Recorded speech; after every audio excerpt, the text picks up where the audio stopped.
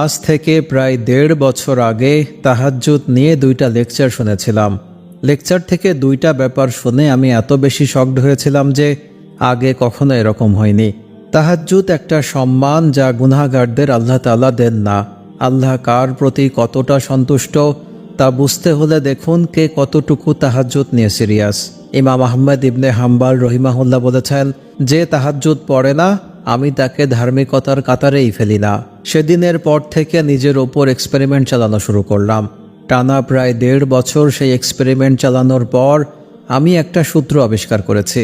আবিষ্কার বললে ভুল হবে, অনুধাবন বলা যায়। সূত্রটা হলো, যথাযথভাবে তাহাজ্জুদ পড়তে পারার হার হৃদয়ের কাঠিন্যের বাস্তানুপাতিক। অর্থাৎ তাহাজ্জুদ পড়তে পারবো কিনা এইটা আমি ঘুমাবার সময়ই এখন বুঝতে পারি নিজের হৃদয়ের অবস্থা দেখে। দিনের বেলায় করা প্রতিটি কাজকর্মই ডিফাইন করবে আপনি রাতে তাহাজ্জুদ পড়তে পারবেন কিনা। আবার পারলেও কতটুকু আন্তরিকতা আসবে সেটাও বুঝতে পারবেন।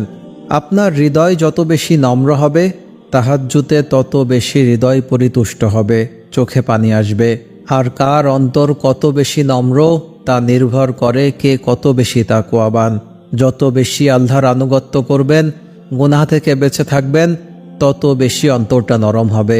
অন্যদিকে যত বেশি বেহুদা কাজকর্ম, গুনাহ ইত্যাদি অবাধ্যতায় লিপ্ত থাকবেন, ইবাদত থেকে বিমুখ থাকবেন, তত বেশি অন্তর কঠিন হবে।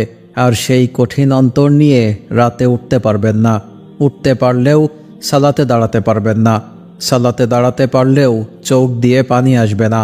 আমার অভিজ্ঞতা থেকে এমনও দেখেছি, রাত ৯টায় ঘুমিয়েছি, অ্যালার্ম দিয়েছি ৫-৬টা, কোনোভাবেই চান্স নেই মিস হওয়ার। তারপরেও পারিনি নামাজে দাঁড়াতে, এমনকি জাগ্রত হয়েও পড়তে পারিনি। কখনো আবার পড়তে পারলেও আলসেমি, কোনো অনুভূতি নেই, চোখে পানি নেই।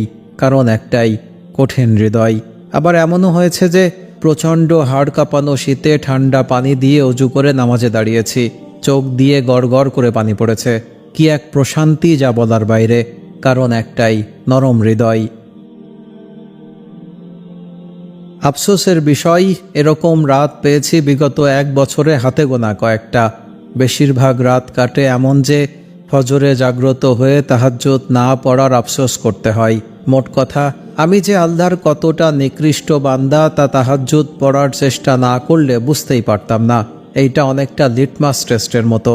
আপনিও যাচাই করে দেখতে পারেন আল্লাহ আপনার প্রতি কতটা সন্তুষ্ট। মনে রাখবেন, তাহাজ্জুদ মূলত হয় আপনার দিনের কাজকর্ম দিয়ে। দিন যতটা গুনাহমুক্ত থাকবেন, রাতে তত নরম হৃদয়ে আল্লাহর সামনে দাঁড়াতে পারবেন।